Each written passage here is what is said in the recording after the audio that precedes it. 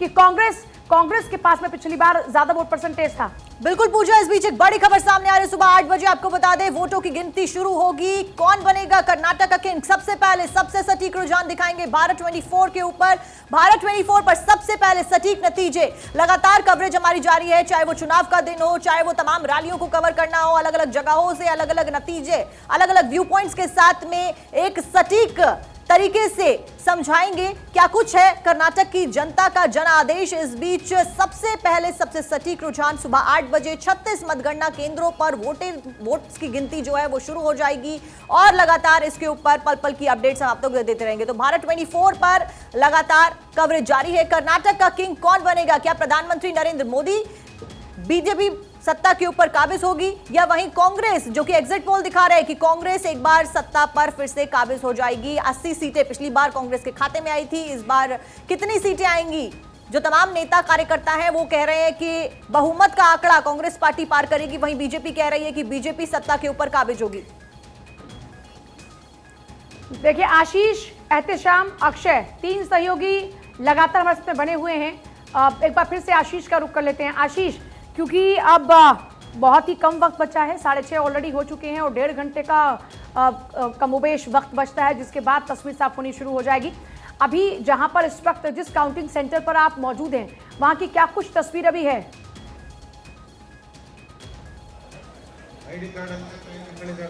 जी, यहाँ पर hi tech loud speakers लगा दिए गए हैं। पीछे से आप आवाज़ सुन पा रहे होंगे। चुनावी अधिकारी जो हैं वो बता रहे हैं किस तरीके से चहलकदमी, जैसा कि मैं बता रहा हूँ, बहुत ज़्यादा है। आमतौर पर बेंगलोर में इतनी सुबह इतनी चहलकदमी नहीं रहती, इतना उत्साह नहीं रहता। यहाँ आप पीछे देख सकते हैं पुलिस किस तरीके से चाक चौबंद है। बड़े अधिकारी भी आ रहे हैं लगातार और चेक कर रहे हैं, क्योंकि ये बहुत हाई प्रोफाइल एरिया है। माउंट कैरमेल कॉलेज है बेंगलोर का, क्योंकि राजधानी है। और ये जो सबसे इम्पोर्टेंट बात है, क्योंकि लगातार जिस तरीके से कांग्रेस ने बीजेपी पर वार किया है, बसवराज बोम्मई सरकार पर कमीशन खोरी का 40% कमीशन वाली सरकार बताया है। जो बीजेपी का संकल्प पत्र था उसके ऊपर जो कांग्रेस की चुनावी गारंटी है वो भारी पड़ती हुई कई बार दिखाई दी है, क्योंकि एग्जिट पोल से लेके और जिस तरह से मैं कल से यहाँ की जनता से बात कर रहा हूँ, काफ़ी लोग ऐसे हैं जो ये कमीशन खोरी से लेके जो बाकी चीज़ें हैं उससे कहीं ना कहीं ऐसा लग रहा है कि थोड़ा सा बीजेपी गवर्नमेंट से रुष्ट है। लेकिन एक चीज़ बताऊँ, जो प्रधानमंत्री मोदी हैं उन पे उनका विश्वास अभी भी है। बसवराज बोम्मई भले ही सीएम के तौर पर उन्हें उतने पसंद नहीं है, लेकिन प्रधानमंत्री मोदी जिनकी रैलियां यहाँ ताबड़तोड़ हुई है उन पर विश्वास लगातार जारी है। लिंगायत वोट जो है बीजेपी का, जो कि इंटैक्ट है, वो हार्डकोर वोटर्स उनके हैं, वो इंटैक्ट है। जितना परसेंटेज लास्ट इलेक्शन में मिला था वो इस बार भी है। हालांकि वोकालिंगा, दलित वोट और ओबीसी वोट जो है उसमें सेंधमारी कांग्रेस ने की है। और जो दलित वोट थे वो खासकर जेडीएस के वोट थे। बिल्कुल आशीष, लगातार बेंगलुरु से तो आप तस्वीरें दिखाई रहे हैं। क्या कुछ होगा 8 बजे के बाद 36 जो केंद्र हैं उनके ऊपर वोटिंग शुरू हो जाएगी। मैनिफेस्टो दोनों पार्टी की ओर से जारी किए गए हैं। किसका मैनिफेस्टो जनता को लुभाता है और जनता किसके पक्ष में आती है, ये अब क्लियर हो जाएगा। आज दोपहर करीबन 2 बजे तक पिक्चर क्लियर हो जाएगी। एहतेशाम लगातार हमारे साथ लखनऊ से बने हुए हैं, यूपी निकाय चुनाव के भी, क्योंकि आज रिजल्ट आने हैं। एहतेशाम, क्या कुछ नतीजा लगता है? अगर हम योगी आदित्यनाथ की बात करें, पिछली बार के इलेक्शन की बात करें, 2017 में अगर हम बात करें, तो योगी आदित्यनाथ के जो गढ़ है गोरखपुर, वहां पर नगर निकाय चुनाव में जो चुनाव के नतीजे थे वो उनके पक्ष में आते हुए नहीं नजर आए थे। क्या इस बार ऐसा कुछ है या अलग पिक्चर इस बार नजर आएगी? देखिए, उत्तर प्रदेश के मुख्यमंत्री योगी आदित्यनाथ स्टार प्रचारक हैं और मुख्यमंत्री योगी आदित्यनाथ के कंधों पर दोहरी जिम्मेदारी थी। जहां उन्होंने कर्नाटक की जिम्मेदारी निभाई थी, वहां पे चुनाव प्रसार किया था, वहीं उन्होंने उत्तर प्रदेश के जिलों में भी जाकर नगरीय निकाय चुनाव में भी प्रचार प्रसार किया है। तो कहीं न कहीं इम्तहान का वक्त है उत्तर प्रदेश के मुख्यमंत्री योगी आदित्यनाथ के लिए कि वो भी ये देखना चाहते हैं कि जिन जिन जगहों पर हमने रैली किया है वहां पे जो रुझान आज आएंगे वो भारतीय जनता पार्टी के पक्ष में कितना रहते हैं। सवाल उत्तर प्रदेश के नगर निकाय चुनाव का है, तो उत्तर प्रदेश नगर निकाय चुनाव की मतगणना थोड़ी देर बाद से शुरू हो जाएगी और पूर्वांचल से लेकर एनसीआर जोन तक बीजेपी की नजरें पूरी तरह से गड़ी है। बीजेपी को पूरी तरह से उम्मीद है कि वो सभी नगर निकाय चुनाव में अपना झंडा लहराएगी। लेकिन ये जो चुनाव होता है वो स्थानीय मुद्दों पर होता है और शहरी चुनाव होता है, और शहरों में अगर वोट परसेंटेज की बात करें तो 30 से 40% मात्र नाममात्र वोटिंग हुई है और ऐसे में जो सभासद लेवल के चुनाव होते हैं उसमें स्थानीय मुद्दे बहुत इंपॉर्टेंट रोल रखते हैं और कहीं न कहीं जो राजनीतिक दल है, चाहे भारतीय जनता पार्टी हो या समाजवादी पार्टी हो, इसमें भी बगावत शुरू हुई है क्योंकि इन्होंने टिकट वितरण किया है, जो पुराने कार्यकर्ता हैं उनको टिकट नहीं मिला। निकाय चुनाव हो, पंच सरपंच के चुनाव हो, जो छोटी सरकार के चुनाव होते हैं, शहरी सरकार के चुनाव होते हैं, उसमें स्थानीय जो लोग होते हैं, जो स्थानीय वहां से जो भी उम्मीदवार चुने जाते हैं, उनकी भी बड़ी महत्ता होती है वहां पर। यानी कि उनका बहुत बड़ा रोल होता है क्योंकि उनका साफ कहना है कि मैं काफी अरसों से पार्टी के लिए लगा रहा हूं और मुझे टिकट नहीं मिला। ऐसे में वो बगावत करते हैं और निर्दलीय चुनाव लड़ते हैं और कभी कभी वो निर्दलीय चुनाव जीत भी जाते हैं। तो बहुत ही छोटे एरिया का चुनाव होता है अलग अलग पार्षदों का। और ऐसे में जो वोटिंग परसेंटेज, अगर हम बात करें लखनऊ जो राजधानी हजरतगंज है, हजरतगंज ऐसे इलाके में मात्र 23 से 25% तक पोलिंग हुई है। आप अंदाजा लगा सकते हैं जहां तमाम मिनिस्टर रहते हैं, जहां तमाम मंत्री रहते हैं, जहां तमाम ब्यूरोक्रेट्स रहते हैं, अगर वहां 25 से 28-30% पोलिंग हुई है तो ऐसे में उन्हीं वोटों में से समाजवादी पार्टी को भी जाता है, बीजेपी को भी जाता है, कांग्रेस को भी जाता है, बसपा को जाता है। ऐसे में मुकाबला बहुत दिलचस्प होता है। लेकिन उत्तर प्रदेश के लिए नगरीय निकाय चुनाव जो है सबसे ज्यादा महत्वपूर्ण मेयर की कुर्सी के लिए करता है और कहीं ना कहीं भारतीय जनता पार्टी इस बात को मान के चल रही है कि 2024 के लिए उसका एक सेमीफाइनल है, उसकी वो तैयारी है। लेकिन यहाँ के लोगों की भी नजरें कहीं ना कहीं कर्नाटक पर उत्तर प्रदेश के अंदर अभी हाल ही में जब विधानसभा चुनाव संपन्न हुए तो भारतीय जनता पार्टी को जीत मिली और तमाम रिकॉर्ड्स को तोड़ते हुए एक बार फिर से वहां पर सरकार रिपीट हुई और अपने आप में बड़ा रिकॉर्ड था। सारे मिथ्स को तोड़ते हुए योगी आदित्यनाथ मुख्यमंत्री बने।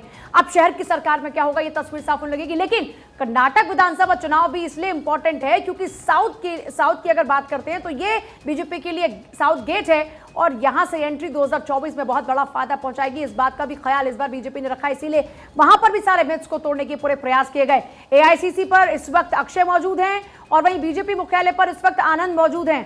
आप आनंद का रुख एक बार कर लेते हैं। आनंद, हमने देखा है कि आमतौर पर जब भी नतीजे आते हैं उससे पहले कुछ पोस्टर्स, बैनर्स, इस तरह की तमाम तस्वीरें भारतीय जनता पार्टी के मुख्यालय से आमतौर पर नजर आती हैं। अभी क्या कोई ऐसी तस्वीर नजर आ रही है कर्नाटक चुनाव को लेकर?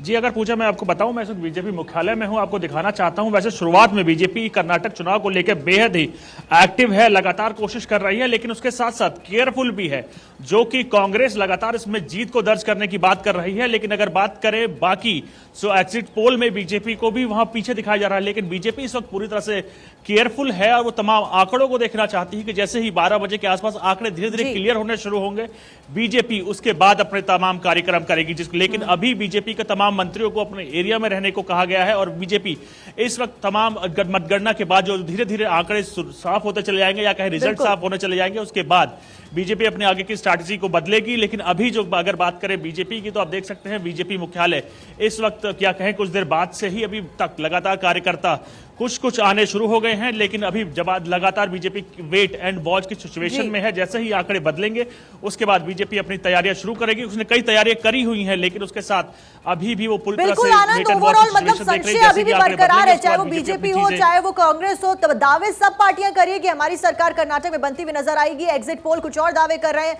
लेकिन फिलहाल बड़ा सवाल की संशय अभी भी बरकरार है और अभी तक पिक्चर क्लियर नहीं है। 8 बजे से रुझान आने शुरू हो जाएंगे और लगातार कवरेज हमारी जारी है। आप लोग बने रहिए, हमारे साथ लौटूंगी आप सभी के पास में। इस बीच आपको बता दें कि कर्नाटक में आज फुल एंड फाइनल रिजल्ट, 224 सीटों पर मतगणना। आज वोटिंग प्रतिशत की बात करें तो कर्नाटक की जनता ने 10 तारीख को जो वोट डाले 73.19% रहा वोटिंग का रेट, जो कि काफी अच्छा है।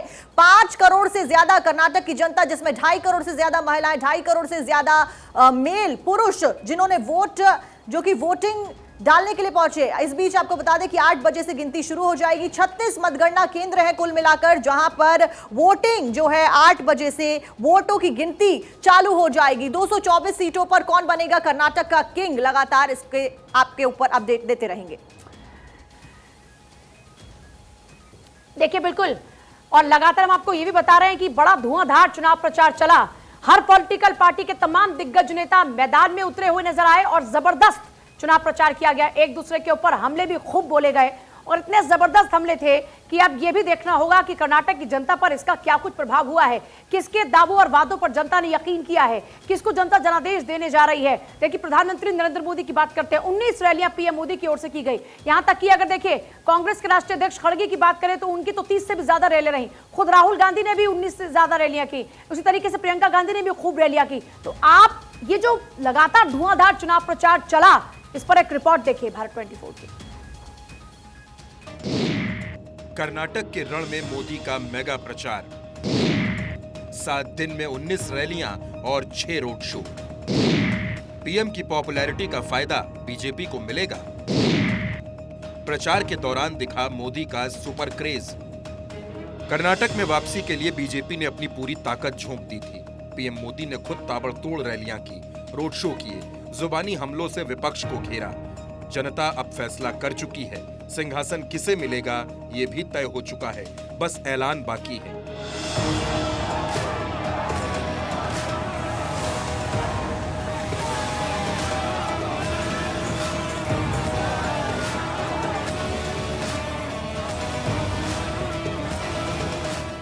दस मई को कर्नाटक में सिंगल फेज में 73.19% वोटिंग हुई थी।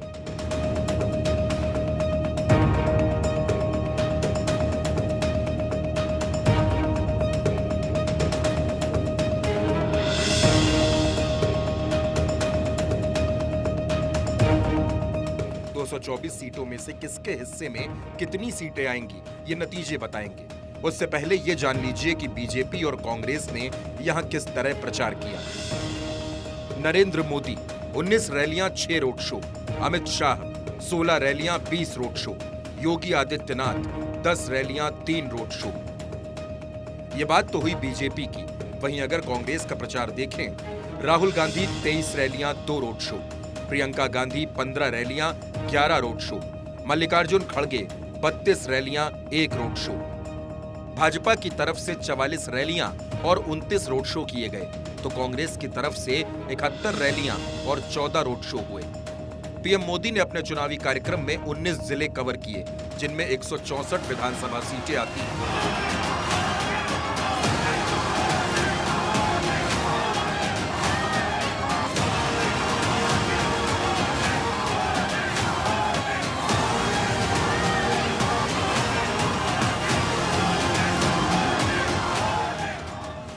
मोदी ने बीदर, रायचूर, बेलगावी, विजयपुर, कोलार, बेंगलुरु, बागलकोट में चुनावी रैलियां की। मोदी के दौरों, मोदी के रैलियों का कितना असर जनता पर हुआ है, यह तो परिणाम बताएगा। Bureau report, Bharat 24।